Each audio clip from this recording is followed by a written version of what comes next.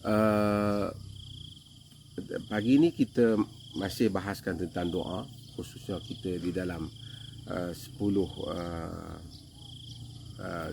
awal Zulhijjah ini. Maka saya ambil lagi satu lagi tajuk tentang doa, dan insyaAllah nanti kita akan continue balik tentang fiqh yang selalu kita bahaskan. Kita akan ada hari-hari kita baca tentang fiqh doa, fiqh doa. Akan ada hari-hari kita akan baca tentang fiqh yang membabitkan soal amal ibadah kita. Antara adab berdoa yang ditegaskan oleh Al-Quran dan ditunjukkan oleh Nabi kita Muhammad sallallahu alaihi wasallam ialah berdoa di dalam keadaan merendah diri kepada Allah dan juga merendahkan suara. Quran dalam surah Al-A'raf Allah sebut, ud'u rabbakum tadarruan wa khufyah innahu la yuhibbul mu'tadin. Seru doalah kepada Tuhan kamu dalam keadaan tadarru', yakni kamu merendahkan diri kepadanya, wa khufyah, kamu juga merendahkan suara, kan? Call upon your Lord in humility and privately, dalam keadaan rendah diri dan tidak kuatkan suara.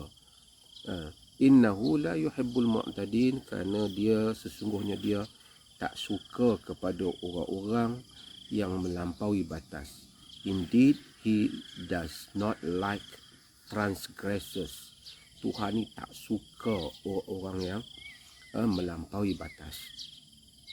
Dalam itu surah Al-A'raf ayat 55, dan ujung surah Al-A'raf akhir-akhir surah dalam ayat 25, Allah Subhanahu wa taala sebut tentang zikir juga.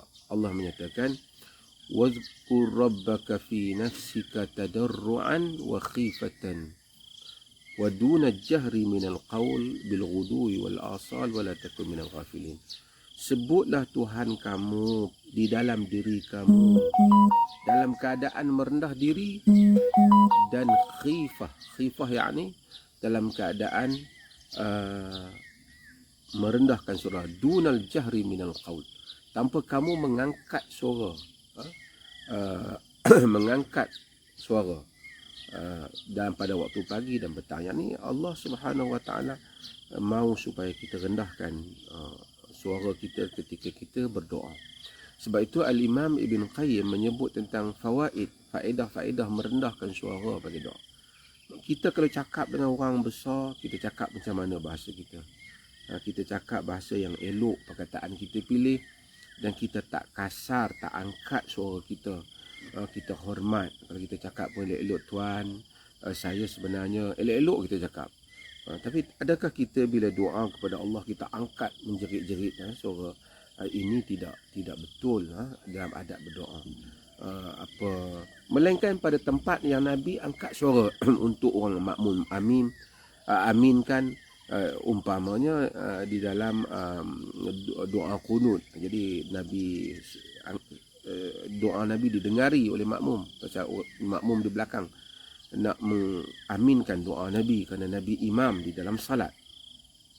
Yang lain itu pun dalam keadaan tadarru'. Tadarru' ni rendah diri kita dengan Allah bila doa. Ini tanda kita membesarkan Allah dan kita rendahkan suara. Kadang-kadang orang dia buat style dalam majlis, doa dengan begitu style, angkat suara. Sebenarnya doa ni bukan nak tunjuk ke orang. Doa ni ialah kita memohon hajat daripada Allah Azza wa Jalla. Itu dulu. Jadi kita bila nak doa malam-malam ke, bila-bila kita rendahkan jiwa kita, rendahkan suara kita bila kita berdoa kepada Allah Azza wa Jalla. Yang berikutnya, satu lagi mungkin kita ambil dua adab ni, ialah Allah ni dia suka kepada hamba yang mengaku salah. Mengaku salah, dia akan terima doa. Mengaku salah, dia akan ampun dosa. Kita lihat Nabi Adam alaihissalam, bapa kita. Apabila dia buat salah, dia berbeza. Saya selalu ulangi hal ni.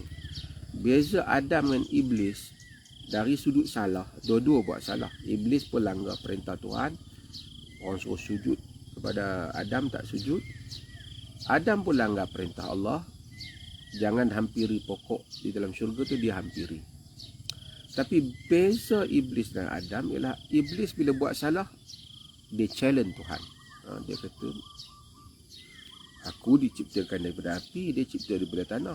Pasal apa aku nak kena sembah dia pula? Tapi bapa kita Adam tak. Dia kata, Rabbana zalamna anfusana wa illam taghfir lana wa tarhamna lanakunanna minal khasirin. Wahai Tuhan kami zalimkan diri kami. Jika kau tidak ampuni kami dan kasihani kami, nescaya kami termasuk di kalangan orang-orang yang rugi. Itu sikap Adam, dan itulah sepatutnya sikap kita. Semua anak Adam buat salah. Tapi Allah suka hamba-hamba yang buat salah ni mengaku salah di hadapannya. Tanda kita rendah diri terhadapnya. Sebab tu doa Sayyidul Istighfar itu, kita mengaku salah di hadapan Allah. Dan doa Sayyidul Istighfar, apa kita kata? Kan, penghulu istighfar yang patutnya kita baca bagi setiap hari, pagi dan petang. Apa kita sebut?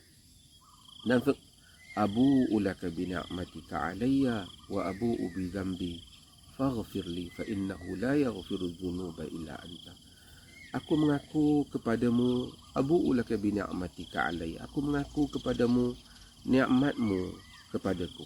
Dengan nikmatmu padaku, banyak nikmat Allah pada kita. Wa abu'u bi dhanbi, aku mengaku padamu dosa-dosaku. Aku mengaku dosaku. Kemudian barulah dia kata faghfirli, ampunkanlah aku. Ini adab yang menyebabkan doa-doa dimustajabkan oleh Allah Subhanahu wa taala.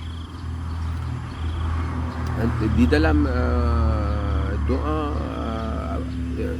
iftitah dalam riwayat Imam Muslim dan Ibn Hibban dan selainnya, di mana Nabi SAW ajar doa untuk kita minta ampun juga. Antara sambungan doa tu dia sebut, Allahumma antal maliku la ilaha illa anta rabbi wa ana abduk zalamtu nafsi wa'taraftu bi dhanbi faghfir dhunubi jami'an innahu la yaghfiru dhunuba illa anta. Allahumma antal malik, ya Allah, engkaulah al-malik, engkaulah raja yang maha besar. La ilaha illa anta, tidak ada ilah melainkan engkau. Zalamtu nafsi, aku zalimkan diriku. Wa'taraftu bi dhunubi, aku mengiktiraf dosa-dosaku. Wa'taraftu bi dhanbi, aku mengiktiraf dosaku. Faghfir dhunubi jami'an, ampunkanlah semua dosa-dosaku. Jadi salah satu cara menyebabkan doa kita mustajab apabila kita ada bangun doa pada Allah, kita rendah diri dengan Allah. Kita rendahkan suara kita, kita rendahkan jiwa kita sebagai hambanya. Dengan penuh merendah diri, kita rendahkan suara kita.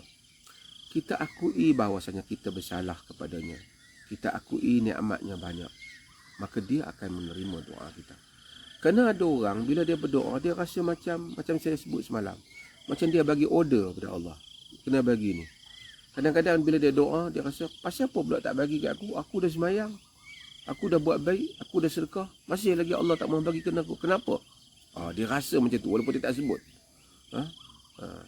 Dia tak sebut. Sebab itu maka kita sepatutnya bila kita doa ni, kalau kita pergi jumpa orang besar, kita tunjuk kita humble lah. Kalau kita ada hajat, orang besar dia bukan tahu apalah ada hati kita, dia nampak kita humble, dia nampak zahir kita tu macam humble lah, kan. Tapi Allah mengetahui zahiran wa batinah, zahir dan batin kita. Sebab itu bila kita menghadapnya untuk memohon doa kepadanya, supaya doa kita mustajab padanya, kita merendahkan sesungguh-sungguhnya, sehingga kita hina kita di hadapan dia, malu kita kepada dia, minta kita kat dia, tauhid kita bulat kepadanya. Tak ada siapa kita ni melainkan dia saja. La malja wala manja'u, tidak ada tempat pergi, tidak ada tempat lari minka illa ilaika. Tak ada tempat pergi, tempat lari melainkan kepada Allah saja. Kita iktiraf keagungan ketuhanannya. Allah suka demikian. Kita rendah diri. Tanda kita rendah diri itu, kita pun rendah suara kita. Kita pun rendah, kita tak angkat. Kemudian kita sebut pula kelemahan diri kita ni. kemudian kita pohon kepadanya, dia memustajabkan doa kita, insya-Allah. Macam kita kadang kita kalau jumpa orang pun macam tu juga. Cik, saya ni susah, saya tahulah cik banyak jasa dengan saya terhadap saya, dan kemudian saya minta tolonglah sekali lagi cik. Kita macam tu, kita atur ayat bila jumpa manusia. Tak apalah, agama pun suka kita ada adab sopan. Tapi dengan Allah lebih patut kita atur. Kadang-kadang orang ni dia tak menghiasi doa dia. Nanti saya selalu sebut, dia tak menghiasi doa. Apa dia tak hias doa dia? Betul-betul, ya Allah bagi kepada aku rezeki, amin. Boleh, Allah boleh. Allah itu mendengar, tetapi ada hiasan pada doa. Hiasan yang merendahkan diri. Kita baca doa para anbiya, semua ada. Selepas dia minta, Rabbi la tadharni fardan wa anta khairul warithin. Wahai Tuhanku, jangan tinggalkan aku sendirian, sedangkan engkau sebaik-baik yang mewarisi. Dia indah, dia atur untuk merendahkan diri dia, kan.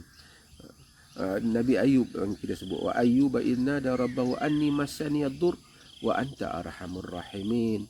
Wahai Tuhan, sesungguhnya aku ni telah ditimpa padaku mudarat, sedangkan engkau yang paling penyayang di kalangan yang penyayang. Ini rendah diri kepada Allah. Sebut, ya Allah yang maha pengasih, maha penyayang. Ya sami'ud du'a, ya sami'ud du'a, wahai yang mendengar doa, wahai yang mana tu anta wali fid dunya wal akhirah. Dengan Nabi Yusuf bila doa pada Allah, Fatiras samawati wal ard, anta wali fid dunya wal akhirah, tawaffani muslima wa alhiqni bis salihin. Wahai penghias langit dan bumi, engkaulah pelindungku dunia dan akhirat. Matikanlah aku sebagai orang muslim dan masukkanlah aku di kalangan mereka yang saleh. Ini semua menunjukkan cara merendah diri kita apabila kita berdoa. Apabila kita lakukan demikian, maka itu adalah rahsia doa para anbiya, kerana doa mereka mustajab. Kerendahan jiwa dan juga kerendahan adab mereka ketika berdoa. Dan rahsia juga ramai hamba-hamba Allah yang mustajab doa dia.